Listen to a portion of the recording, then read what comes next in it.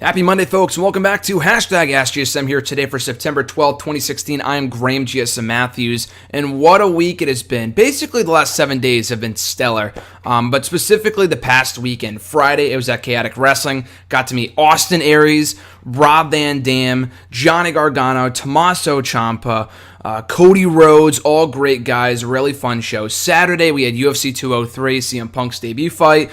Obviously, a total annihilation of CM Punk, but still a fun experience. I marked out hard for Cult of Personality, so there was that. And then last night we had Backlash. We were less than 24 hours removed from Backlash last night. You guys sent in a slew of questions in regards to the really good pay-per-view. I thoroughly enjoyed it on the whole, so I look forward to what else the SmackDown Live brand brings in the future. But a lot of good stuff going on. I feel like I say it every single week, but just a lot of good stuff going on right now. We had Backlash last night. We got Clash of Champions coming up. Lucha Underground is back as of last Wednesday. The Cruiserweight Classic finale this Wednesday. A lot of good shit going on right now. So anyway, guys, before we get started here, be sure to send your questions via the Twitter machine at WrestleRant with the hashtag AskGSM. On Facebook as well at facebook.com/graham.gsm.matthews. On the post that I usually put up on Sunday nights or during the day, whatever, depending on whether there's a pay-per-view or not. Or you can write on the wall itself. I'd be sure to include your question in next week's video, as well as right here on YouTube. Drop a comment down below in the comments section with your question, and I'll answer them all next week. So I do answer pretty much 90% of the questions I get, unless it's something I can't answer. Like sometimes I'll get questions like rank every Backlash pay-per-view ever, which it's going to take me forever to do just because there's 11 events. If you say like top 3, top 5, I got a couple questions today like rank every Payback pay-per-view, which isn't that difficult. There's only been 3 or 4, you know what I mean? So anyway, if I like your tweet, if I like your comment on Facebook, or I like your comment here on YouTube, question, whatever, it will be included. That's how you know it will be included in next week's edition. Sometimes I can't always do that. Sometimes I'm in a rush. But on the bright side, I do not start my internship until next Monday.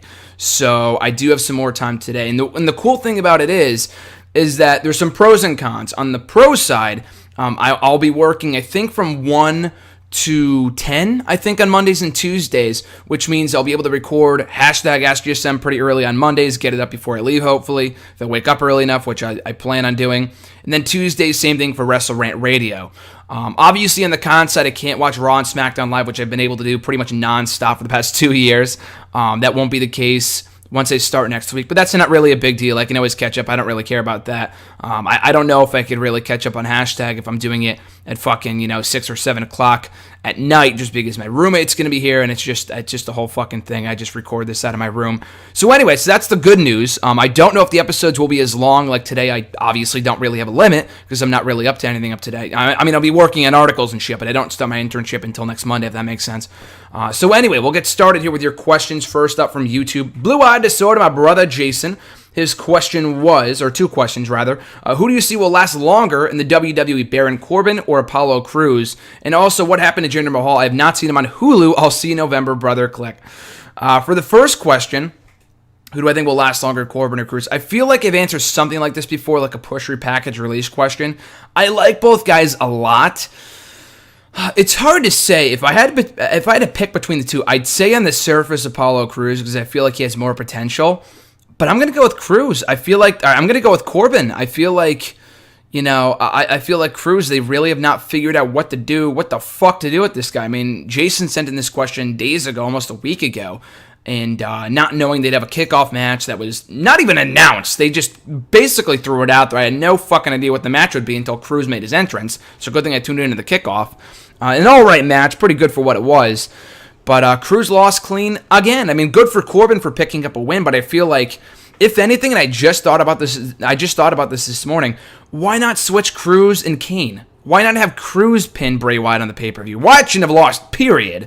But the fact that he lost to Kane was disgusting. If at least he had lost to Crews, maybe Crews could have benefited, And Corbin and Kane had that little run-in on SmackDown a few weeks ago that went nowhere, apparently, because they did not have a match last night, and they never encountered each other on SmackDown this past week. So I'm not sure what the fuck is going on with that, but It seems like they have, although Corbin is slightly directionless right now as well, it seems like they have more in mind for Corbin than they do Cruz. So I'm hoping they find something for Cruz. But who would I think will last longer? Probably Corbin at this point in time, unfortunately, although I like both guys a lot. His second question, what happened to Jinder? I mean, Jason watches Raw via Hulu, as I'm sure many of you guys do as well. It's just a lot easier to watch a fucking 3-hour show in an hour and a half. Can't blame you. He's still on the show. He's been on Raw pretty much every single week. I've seen him on Superstars a few times, but he's been on Raw losing to Darren Young. He lost to Darren Young last week. I think the week before that he lost to Sami Zayn on Raw. So he's been on the show, but there's no real reason to include him in the Hulu cuts just because his matches always are really squashes, you know? So I don't really blame you for not knowing that he was still employed, but let's keep it that way. Jinder Mahal is just no good. I don't want to go on a huge rant about this again, but I really don't give two shits about this guy being back. And yes, Jason, I will see you in November. Cannot wait for that. A little over 2 months away when I'm home from college for Thanksgiving break. But in the meantime, you guys can check out Jason's channel, cheap plug here, at Blue Eye Disorder. Some great videos up there. Elena the Y, also from YouTube. Are we spoiled by NXT's special attractions? A show with Shinsuke Nakamura as the champ, and most of us are just wondering, why isn't he on that show? Why isn't X getting more development instead? Yeah, I don't know if spoiled is the right word. I mean, I went on a huge rant about this last week for like 5 minutes or so. So if you want to hear it, go back and check it out on that show. About how big of a joke it is, really, when you honestly think about it, how big of a joke it is that Aries, Joe, Nakamura, Rude, all these established top-tier veterans in the company are all in NXT. And I understand it's for ticket sales, for people to come see NXT. But at the end of the day, as big of a brand as it is and how big it's become, they need to start building up their own stars. Because those guys I just mentioned should be on Raw and SmackDown already. Daniel Bryan made a great point on Talking Smack a few weeks back that the more bumps they take in NXT, the less bumps they're taking on the main roster. And that's especially evident for guys like these kind of guys that are moneymakers. They can be real stars on the main roster, but they're being wasted away in NXT. Not to say they're being buried. I mean, they're having great matches and feuds in NXT, but they should have been on the main roster a long time ago. So anyway, though, I feel like NXT, I don't know if spoiled is the right word. It's not our fault. I've heard an argument before that NXT is ruining the business because it gets their hopes up for people like Bo Dallas and Neville. Like, that's not fucking NXT's fault. That's the main roster's fault. Don't blame NXT for doing things right. You know what I mean? I mean, the main roster is the one who, lets these guys flop. Like Neville or Dallas or The Ascension or whoever the fuck else who are stars in NXT but really don't amount to anything on the main roster more often than not.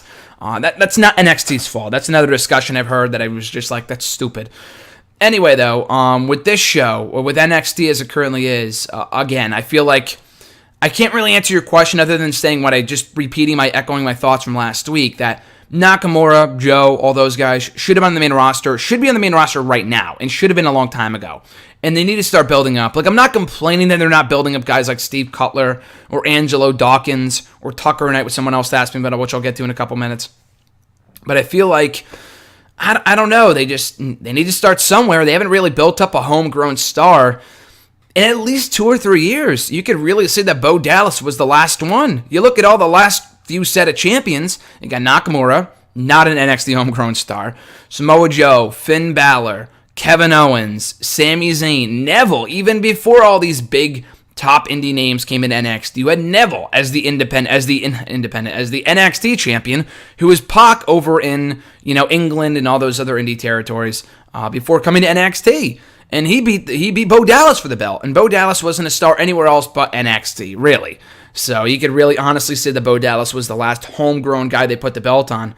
So anyway, and even before that, you had fucking Seth Rollins. Seth fucking Rollins is the NXT champion. Again, not a homegrown star.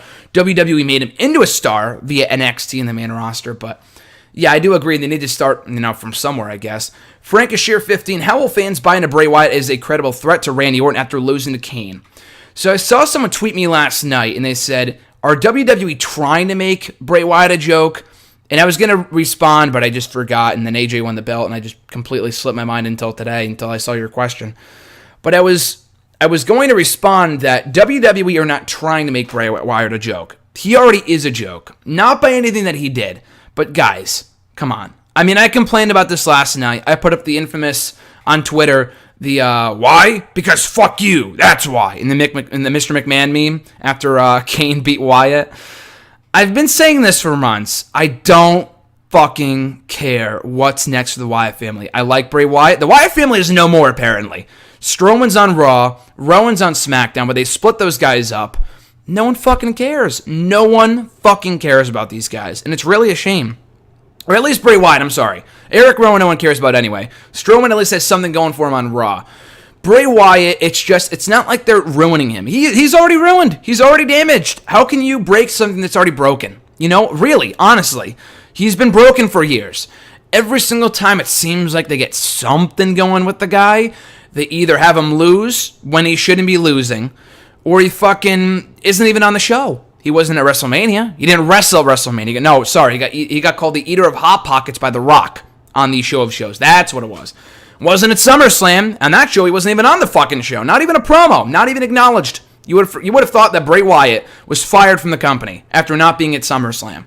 But fucking, you know, all these other losers are.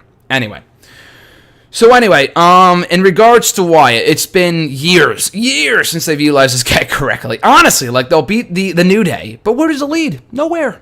Beats the New Day. No, where does it lead? Tag team title match? No. Push on SmackDown? No. WWE title match at SummerSlam? No. So, really, honestly, like, they have not seen this guy as a top priority since he arrived in the main roster, and that was over 3 years ago. I don't know if it's Wade Barrett territory, where I said for years that, you know, the guy has world champion written all over him, and there might be still a chance they might put the belt on him. But it got to a certain point where people were like, you know what? Fuck this. They're never going to put the championship on this guy. And lo and behold, they didn't. He left. So hopefully Bray Wyatt doesn't fall in that same category. He still gets a reaction when he comes out. Surprisingly. I don't know why, but he does. People like him. And I've said this for a while now, that they should have turned him babyface months ago. From the moment he came back from injury, he should have been a babyface. Why he's not a babyface already, I'll never know. If they want to do the Orton feud first, that's cool. I've been waiting a long time for this. That's fine and dandy. But once this feud wraps up, turn the guy fucking face. And maybe you turn Ziggler heel to kind of fill in that void, or Dean Ambrose, both guys who could desperately need a change in character right now. But it's just, you can't ruin a guy. You can't, you can't make a guy a joke who already is a joke. He's been the laughingstock of the company for years. And it sucks, but it's the truth. Mitch G, also from YouTube, should WWE sign Candice LeRae, Johnny Gargano's fiance? I don't watch independent women's wrestling. I mean, I'll go to indie events with women wrestlers on them. Like, I know some women from the indie scene, but I don't watch Shimmer or any of those promotions. So I know of the name. I know of Candice. And I think I might have seen her once in TNA for like an open challenge match against like Madison Rayne. I think it might have been Gail. I'm pretty sure it was Gail Kim. But that's about it. I haven't seen any more of her. But obviously, if I've heard of her, that means she's good. You know, I know the name. I've heard it tossed around before. I think they should sign. Absolutely, now that I think about it. Again, not even really knowing much about her, I'm saying sign her. But if you really think about it, and I've said this before, the NXT, they really need to start not only building up their own women, but has the well run dry for women's wrestlers in indie wrestling that they can sign? I don't think so. I think there's a whole slew of stars that could sign from the indie scene that are women for their NXT women's division. I mean, they signed Asuka about a year ago, but they really... No, and Athena, Ember Moon, whatever, I think she's been there for a while. I'm pretty sure she was even there, maybe even before Asuka. I'm not exactly sure, but she wasn't... I don't think she was recently signed. Asuka was pushed toward, to the moon on NXT as soon as she arrived. That she should have, and the girl's a star. So anyway, yeah, I think they should, and then they need more, credible women's wrestlers in that division right now for NXT specifically. Do you think WWE will ever bring back the Elimination Chamber match? I'm sure they will. I mean, there really hasn't been a need for it. I shook my head when they brought it back a year ago as a WWE Network exclusive pay-per-view last year, as a WWE Network exclusive event last May. It was a horrid show. I mean, the two best matches from that show weren't even inside the chamber. It was Cena and Owens, which was a really good match, and then Ambrose and Rollins, which ended in via DQ, but it was still a really good match. The two chamber matches were fucking awful. The tag team title one was like, not really that bad, I guess. And then the IC title one was fucking horrible. Oh my god. Easily, I honestly think the worst chamber match they've ever done. So after that, I'm not surprised they haven't brought it back. But I think the thing with the chamber, don't bring it back as a pay-per-view. That was an awful idea, because the champions would have retained every single fucking year. It was so predictable. bring it back when it means something. A la 02 to 06, or before they incorporated the No Way Out pay-per-view or Elimination Chamber, whatever the hell they called it for those couple of years. Just bring it back when it means something, and also bring it back when you have the right arena. I think that was the whole thing, that the arenas that they were wrestling in now, that a lot of the arenas don't support the chamber or something like that. So anyway, hopefully they bring it back, not at the last minute, but as a match, for 6 guys who could use the championship and not, they're like, oh, it's that time of the year again, like with Hell in a Cell, just completely defeats the purpose of the match. And his next question, favorite Emma match? It's got to be the match with Paige from Arrival. Really, really good match. The match they had initially to crown the inaugural NXT Women's Championship on an episode of NXT in August of 2013, I'm sure it's on YouTube somewhere, was also really, really good. But I loved their Arrival match, so that's probably my favorite Emma match. His next question, which match was your favorite from the Dusty Rhodes Tag Team Classic? I really enjoyed Corbin and Rhino versus American Alpha in their quarterfinal match with Neville and Crow. They're really, now thinking back on it, and the tournament started about a year ago at this point, there's not many matches from that classic that stood out to me as like, wow, that was amazing. They were all like decent to all right to like pretty good. None were really that great. I don't really remember Corbin and Rhino versus Neville and Crow. I don't remember that at all, honestly.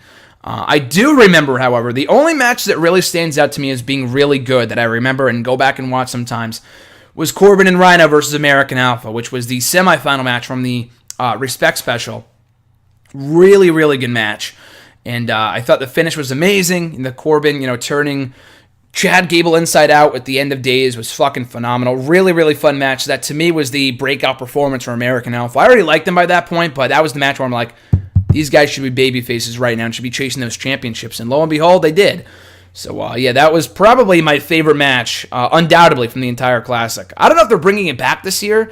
I heard rumors months ago that they were, but it's September 12th, and it's not being brought back. We already have the Cruiserweight Classic, so I feel like they don't really need the Tag Team Classic this year. It would be cool if they did, but I don't think they will, at this point anyway.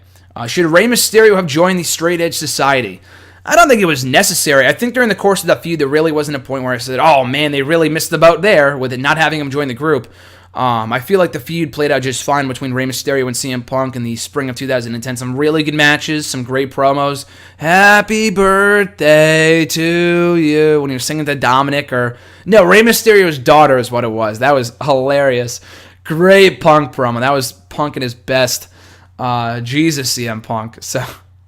Anyway, it would have been interesting. I feel like it would have been cool. I feel like the matches played out a bit predictably. Like, Rey Mysterio won the first match of WrestleMania.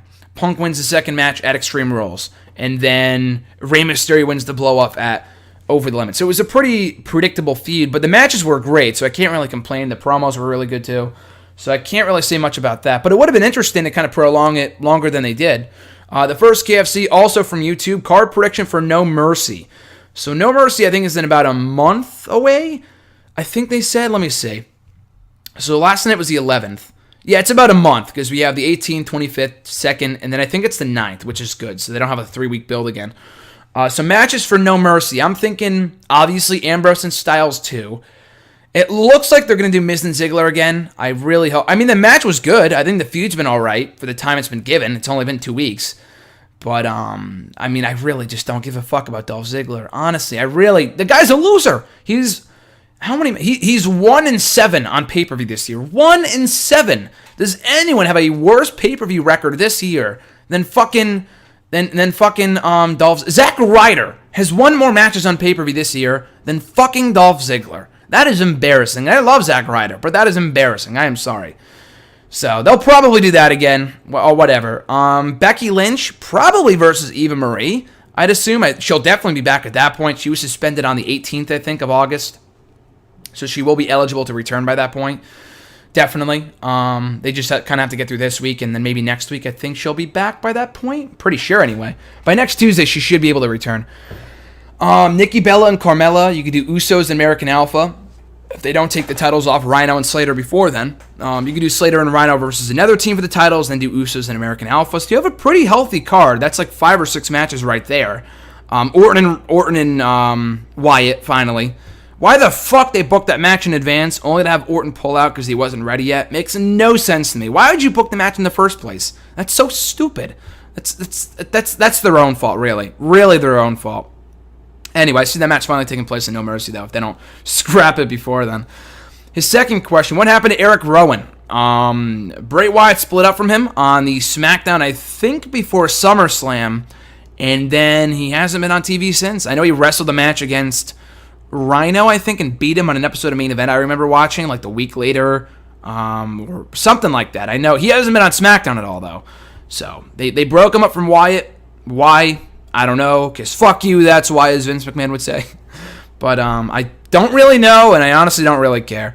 Captain Sunshine from YouTube as well. I am legitimately not sure what to be amazed by. A, AJ Styles winning the WWE Championship. B, WWE giving Heath Slater a significant happy ending for once. C, Rhino being a part of a significant storyline with a happy ending.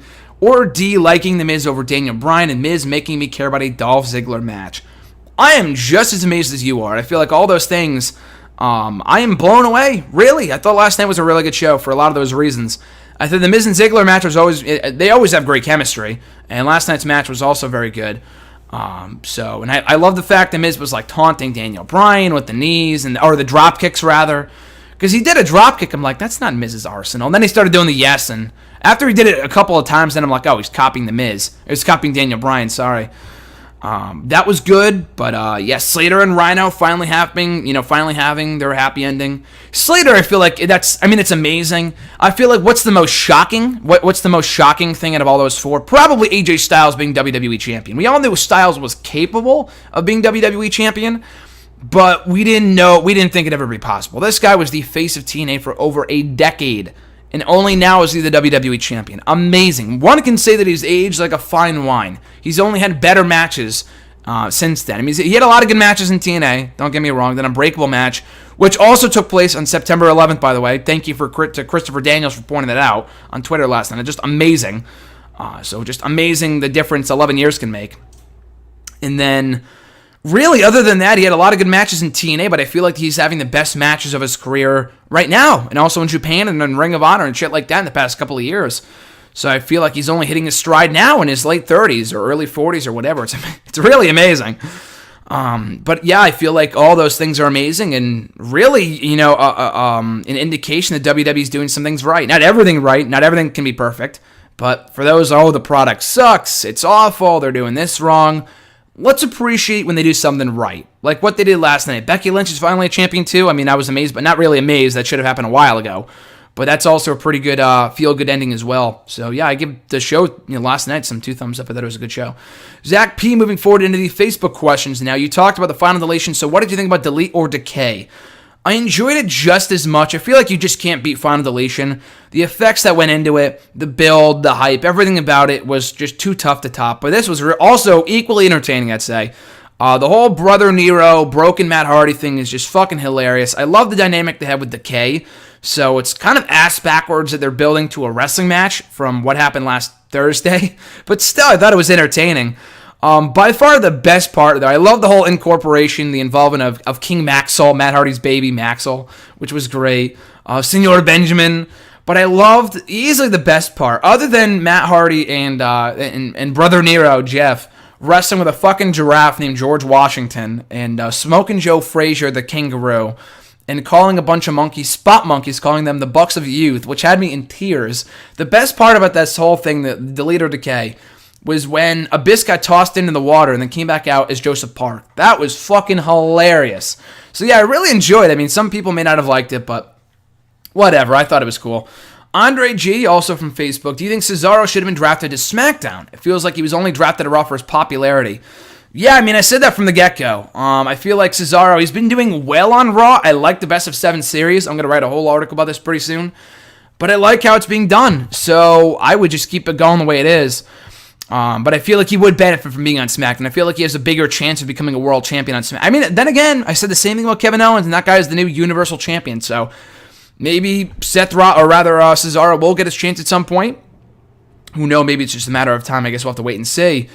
But yeah, I feel like he would have benefited from being on SmackDown. They need more stars. They need more top heels, baby faces, or whatever. I feel like Cesaro would have been slotted into that position perfectly. His second question, what are your thoughts on wrestlers being limited to their characters? Example is Dean Ambrose, as I'm happy he finally won the title, but it seems like he's been holding back or has reached his limit as a character.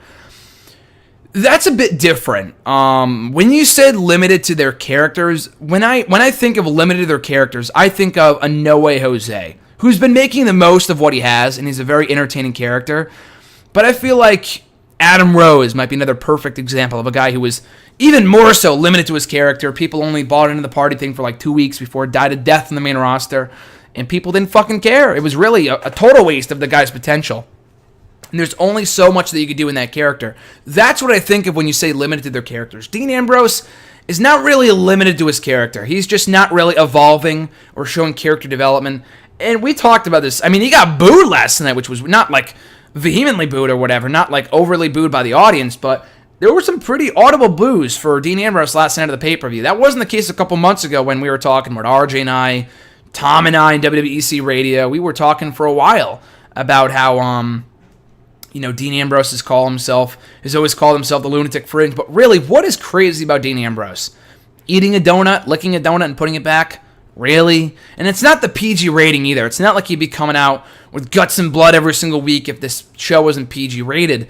It's just a lack of real character development from Dean Ambrose. And I feel like people are just kind of getting sick of it. They're ready for something new. So that's kind of what the issue is with him. And the match with Dolph Ziggler was beyond underwhelming. I thought it was well wrestled, but very disappointing. I feel like he has been holding back a little bit in a lot of his matches. So I think a heel turn might be the way to go sooner rather than later. Moving forward now to the Twitter questions at Sean Marcus Stick. Let me just double check we're on the right time here. So we are about 26 minutes in. That's not bad, I guess. We have about a page of questions left. So a little bit less number of questions this week, which is usually the case. You would think it'd be more coming out of a pay-per-view, but sometimes people don't really see when I put up like the tweet and the Facebook shit and whatever asking for questions because there's so many tweets come through the timeline. But hey, I'm not complaining. Shorter episodes, which is cool for you guys, so you have more time to do what you want. Sean Markisic, though, his question was, rank all the Battleground installments from worst to best. I feel like Battleground is a rare case where the pay-per-views have gotten better as time has gone on. I mean, there's only been 4, but the 2013 installment was one of, if not the single worst pay-per-view that I've ever seen in my well over 8 years as a wrestling fan, almost 8.5 years as a wrestling fan. That pay-per-view sucked. What an awful show. The build sucked. The execution sucked. The only saving grace of that show was Cody Rhodes and Goldust versus The Shield. That's it. The rest of the show sucked. Ambrose wasn't even on the show. Orton and Bryan, the main event with Big Show coming down to cause a distraction, cause it to go to a no contest, was god-awful. I just remember that was the first pay-per-view that I missed. And I think 3.5... Missed live, because I was like... And here's the thing, too. I could have watched it, and this was pre-network, so it's like a bitch and a half to like watch the shows online and like stream them and garbage like that. It's just a pain in the ass. Or it was a pain in the ass. Anyway, though, so that was the first pay-per-view in 3.5 years I did not watch live. 3.5 years. And it's not like those other 3.5 years I had shit to do or didn't have shit to do. I did. Sometimes I'd watch, a pay-per-view over doing homework. That was just the person I was, especially if it was like WrestleMania or whatever. More often than not, though, I would get my shit done ahead of time. So just a little FYI out there for any students that are struggling with homework and pay-per-view, what to watch or what to do first. Anyway, I don't want to send the wrong message. But yeah, I could have watched the pay-per-view. Then I'm thinking to myself, okay, so I have some homework to do, or I could watch the show.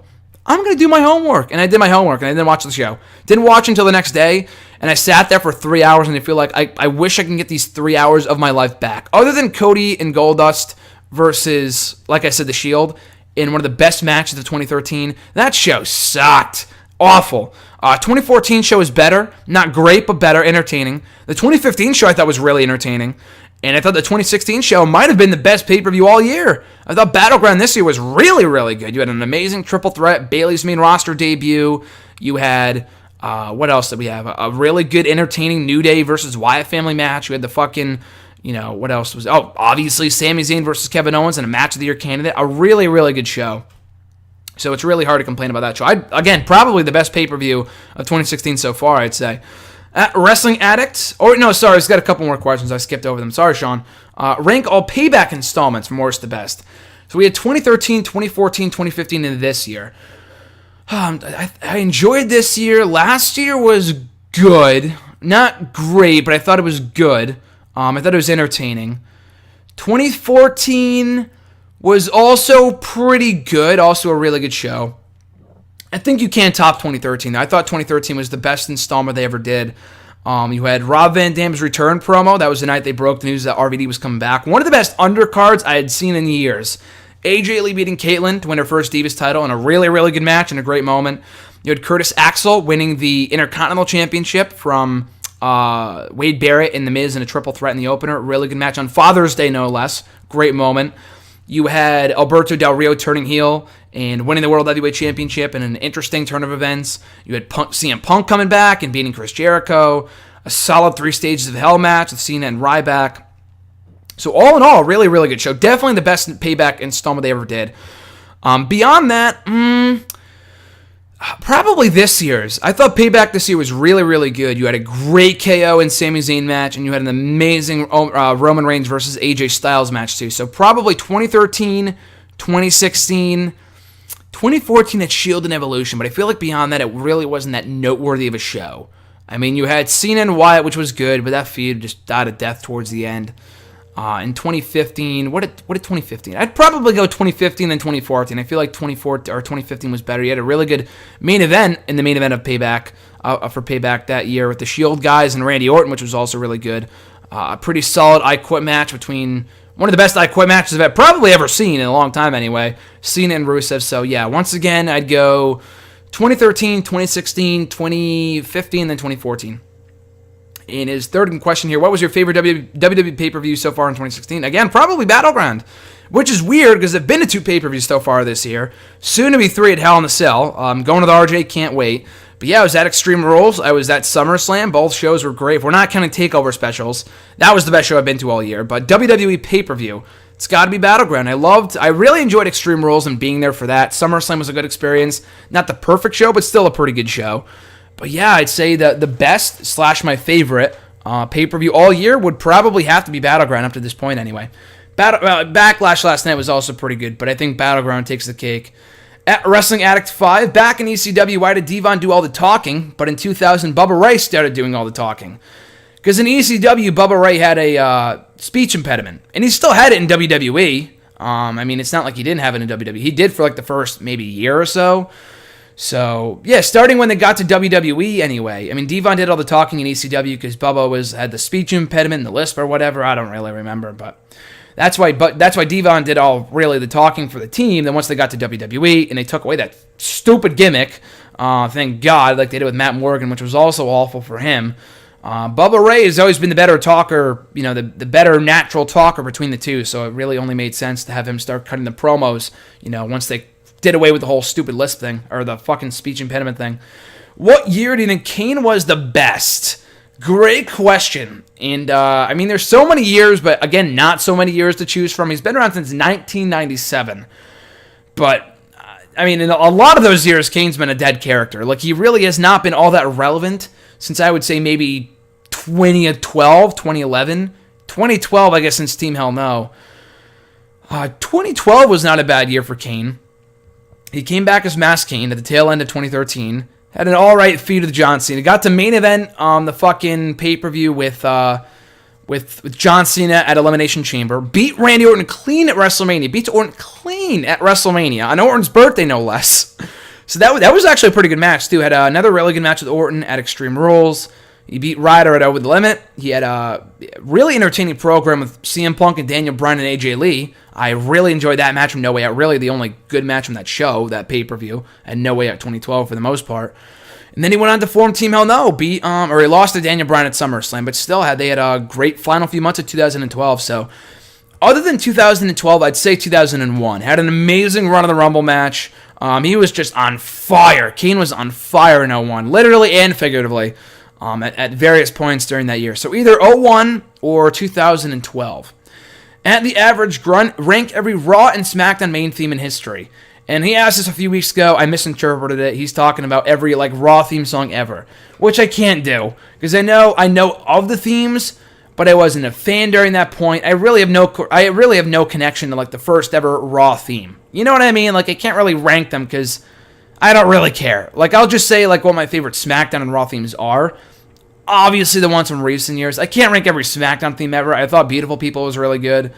What else? I thought the Green Day song, Your Enemy, whatever it was. Not Enemies, not the new Raw theme. But, they had that they had the Green Day song for a while in 2011. I didn't like that one. The one they have now is alright. I like the previous one better. That's probably my favorite SmackDown theme, Black and Blue. I know people like Rise Up. I wasn't a fan during that point, so I can't really say I have a connection to that song. But I loved Black and Blue. I loved This Life, which they had also by CFO before that. So 2 really good songs in my book anyway.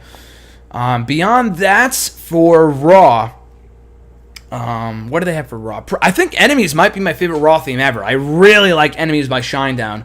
I liked Burn It to the Ground. I love To Be Loved, but I think Enemies takes the cake. I think, even though, again, I wasn't a fan during that point, but I love the fucking Across the Nation theme song. Also a really, really good song that I've probably heard more in SmackDown vs. Raw 2007 than I ever did watching Raw, because I wasn't a Raw fan. I wasn't a wrestling fan at the time I started watching Raw, or at the time that they were using that theme for Raw many years ago. About a decade ago or so, I think at this point, they started using To Be Loved over Across the Nation. Who is the hardest wrestler to create in a wrestling game? I don't know. I was huge into, like, the cause that created wrestlers, maybe back in, like, 2009, like SmackDown vs. Raw 2009, 2010. Beyond that, I just kind of lost interest. I would just play the game. It would just take forever.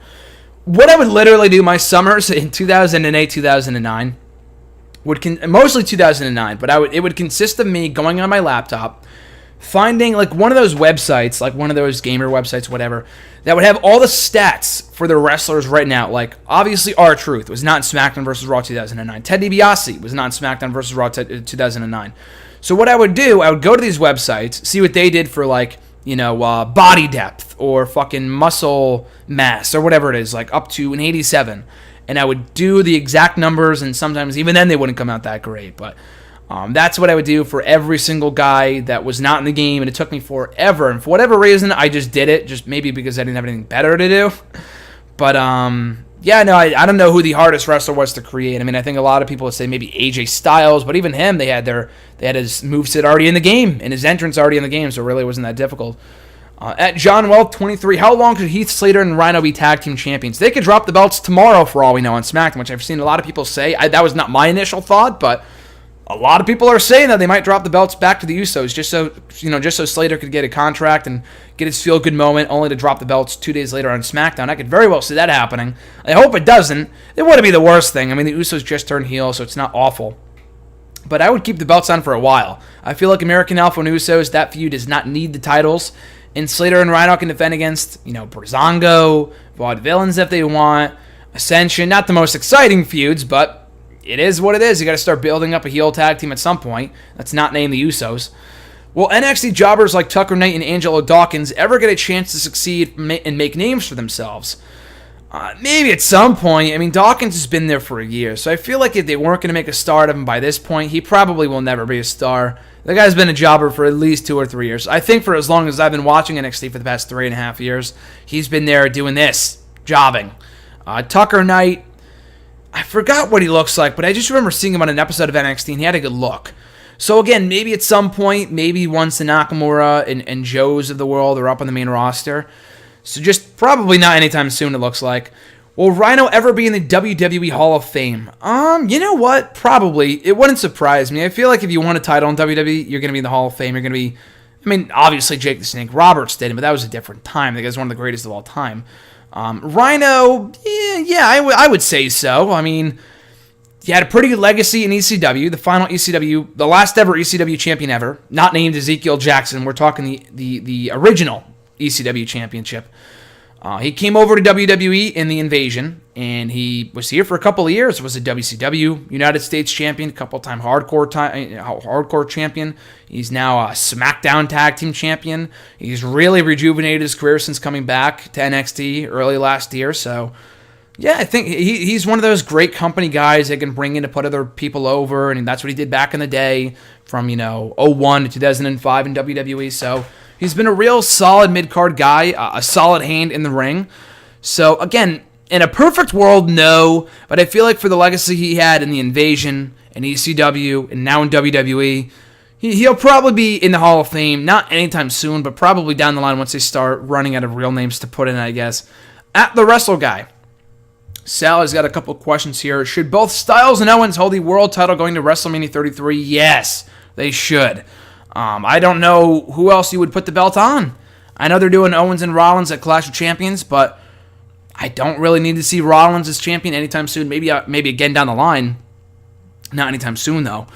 So I would keep the belt on both guys up until WrestleMania 33. Styles is more of a must than Owens. I feel like Owens might need it more because he needs more like real credible wins on pay-per-view at this point. But I really don't want to see him be booked poorly at the hands of Triple H and everyone else overshadowing him. He's just too good for that to happen. Styles, though, gets a great match out of whoever he wrestles, and there's really no purpose in taking the title off of him anytime soon. And for who? For who? I could see them taking the title off him to put on Cena again for the 16th time, but if anything, I would do it at WrestleMania. I wouldn't do that anytime before then. I wouldn't do Cena, beating him for the belt and going into WrestleMania as champion. Fuck no. Fuck that. Styles has deserved a world title match at WrestleMania this year for the WWE Championship, so I would not do that. But yeah, I feel like, again, who else would he drop the title to? Randy Orton? That'd be a great feud. I don't really want to see Orton as champion over AJ Styles at this point. Bray Wyatt, maybe? That could be interesting. Not anytime. Again, Styles is far and beyond. It's not even close how big of a star he is on SmackDown right now and how hot he is compared to everyone else in that show. I like SmackDown a lot, but there is no doubt that Styles is a star of SmackDown at this very moment. So why would you take the title off of him at any point in the next 6 months? I wouldn't. So unless someone gets super hot in the next 5 to 6 months, which is very possible, it could happen, I would keep the belt on him. Same with Owens. What their matches would be? I would do Cena and Taker, so I wouldn't do Cena and Styles again, but Styles and Balor coming back and challenging Styles for the WWE title instead of Owens would be interesting. Styles and Orton, if they want to do that, if they want to wait off on that, or something like that would be really cool. Or maybe Rollins wins the Royal Rumble and he goes over to SmackDown to challenge Styles. I'm not sure what you do, but it would be interesting. For Owens, him and Zayn would be amazing. I don't see that happening. I feel like they'll probably take the title off Owens. I feel like they're going to have one of these guys. They're going to obviously have a championship match headline WrestleMania. And more likely than not, it's going to be the Universal Championship. And honestly, I cannot see Owens being the main event of WrestleMania, at least at this point. And he should be. He probably won't be, but he should be. So they'll probably take the title off of Owens before they do Styles. But in a perfect world, I would keep the titles on both guys going to WrestleMania next spring. Next question, should they do a Team Rollins versus Team Triple H at Survivor Series, or don't have them in the same ring until WrestleMania? I'll be writing an article all about this on Friday, I think it is. I signed up for it on Bleacher Report. But I would keep them as far away from each other as possible. I know Triple H has not been on recent episodes of Raw, but I think that's okay. I think it's a lot like Sting in Survivor Series a few years ago when he debuted and he had this massive moment, but he didn't show up on Raw for another 2 months. And I know they had limited dates with Sting, but I feel like with Triple H, obviously, that's not the case because this guy fucking works there, and he's at every Raw anyway backstage. But it's just not necessary. If you're not building to a match between the two anytime soon, and they shouldn't, they should honestly hold off. They definitely should hold off until WrestleMania 33. Then what's really the point having them confront each other? For right now, maybe after Survivor Series, definitely after the Rumble, but anytime soon, I don't really see the purpose. Team Rollins and Team Triple H would be okay. You could still do that match and not have them interact. You could do that if you want to. You don't have to have them come to blows during the match. So I could see them doing that. But yeah, I would just, who would it be though? I don't know. I feel like it'd be Rollins, maybe Roman Reigns. There's not really that many credible top. Balor's gone. Team Triple H would be Triple H, Owens. I don't really know. So no, yeah, I would just wait off. I would just hold off on any interaction between Rollins and Triple H until WrestleMania gets closer. Keep or erase Kevin Owens' clean win over John Cena or AJ Styles' clean win over John Cena? Great question. But it's got to be keep the clean win for Styles over Cena and then erase KO's clean win. Both were shocking. Both were great matches. I'd say the AJ match was a bit... I don't know. I love the AJ match. I love the Owens match, too. They were both phenomenal. No pun intended. But if you think about what they were successful in doing, and it's still early. AJ's, it's only been less than a month removed from AJ's clean win over Cena at SummerSlam. But you think about it, both moments were amazing. So it'd be hard to say keep one over the other. But this is where I draw the line. So Owens' clean win was phenomenal. Obviously, his first real main roster match in WWE, beat Cena at Elimination Chamber. But then what did he go on to do? Lose to Cena Money in the Bank, lost the NXT Championship, and then tapped out to John Cena the following month at Battleground. And then he was back to the mid-card for Kevin Owens. So it was really like more of a shock value thing, and he was still a star this entire time before he was finally crowned the star that he is as the Universal Champion. But it's not like it catapulted him into the main event. He was on a top-tier program with John Cena for a few months, but he was nowhere near the world champ. He didn't challenge for the world championship until he won it a month ago, so a few weeks ago. It was a great moment, but the aftermath wasn't shit because the matches were really good. The feud was great. In my opinion, the best feud of 2015 for WWE, other than Bayley and Bank, for the best main roster feud of 2015, I'd say for WWE. But other than that, it's not like he capitalized off that win and went on to become WWE champion. Unlike AJ Styles, he beat Cena clean. Did not beat Ambrose clean, but I'm fine with that because it gets a rematch out of it. That's completely okay. I'm not complaining about that. But AJ Styles is the new WWE champion. Beats Cena 1 month, becomes champion the next. So that did not happen with Kevin Owens. So again, I would keep AJ's clean win over Cena, then erase KO's clean win over Cena. And the final two questions come from @Mario Bros fan or Mario's fan. Mario Bros fan 64. I fucked it up here in my schedule here, my fucking document. I put Mario Fans Fan 64, which makes no sense. So again, @Mario Bros fan 64. Thoughts on both Becky Lynch and AJ Styles winning gold at WWE Backlash, and how long do you see them holding their respective championships? I'd like for AJ to remain champion until at least WrestleMania 33. So I already kind of talked about this, but yeah, I'd keep AJ. I'd keep AJ as champion until WrestleMania. They'll probably take the belt off Becky before then to give it to Eva.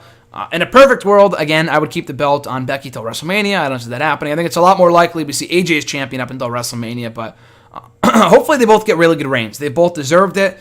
I thought they were both great moments. Slater and Rhino, your second question has to do with that, so I'll talk about that in a moment. But I thought both moments were great. Both really good matches. The women's match was really good. The AJ's matches with Ambrose was excellent. So, I'd keep the belts on them for a while, at least until WrestleMania 33 for AJ. Becky, it really depends on what the landscape of the division is for the women on SmackDown in the months to come. But I could very well see them having Eva beat her for the belt, which wouldn't be the worst thing just because it would get Eva a ton of heat, and it puts Becky in chase mode again. So, for right now, I'm totally fine with it. I'm really happy they both won last night at Backlash. And his last question here, final question of the show here today. Also, with Heath Slater and Rhino winning these SmackDown Tag Team titles, who do you see them defending against on SmackDown, either on SmackDown or No Mercy next month? Again, I would do American Alpha Usos. I could see them, as people have said, having the Usos beat them for the belts on Tuesday just because Slater got his contract at Backlash. He doesn't really need the title at this point, just needed that win. But yeah, so I would keep the belts on Slater and Rhino, but if they have them lose the belts, the Usos or whatever, that's fine. At least the Usos have something to do with American Alpha, which doesn't really need the belts, but it is what it is.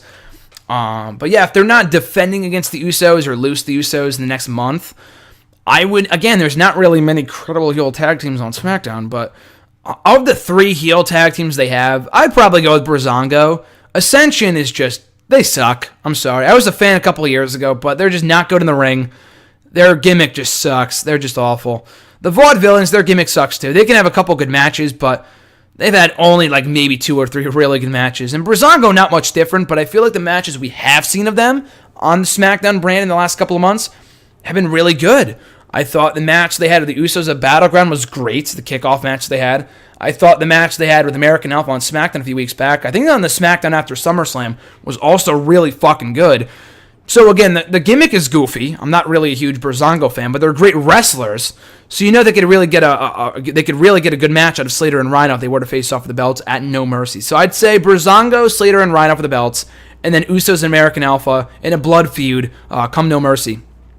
So that's it, guys. That is it for hashtag AskGSM here today for September 12th, 2016. As always, thank you for sending in your amazing questions. And you can do so by tweeting me on the Twitter machine at WrestleRant with the hashtag AskGSM, on Facebook at facebook.com/graham.gsm.matthews. And also right here on YouTube, drop your comment down below in the question, or drop your question down below in the comments section. I'll be sure to include your question in next week's edition.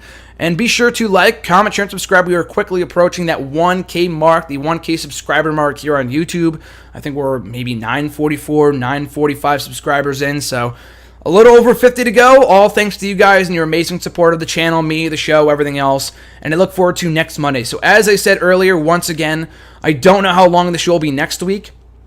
I mean, even today was a bit shorter than usual, not because I have a time constraints to work within today, but rather because I only had a little under 2 pages worth of questions, which is perfectly fine. Just because I like the shorter episodes, it gives you guys, you're not sitting here for an hour and a half listening to me talk. So I like the shorter episodes sometimes.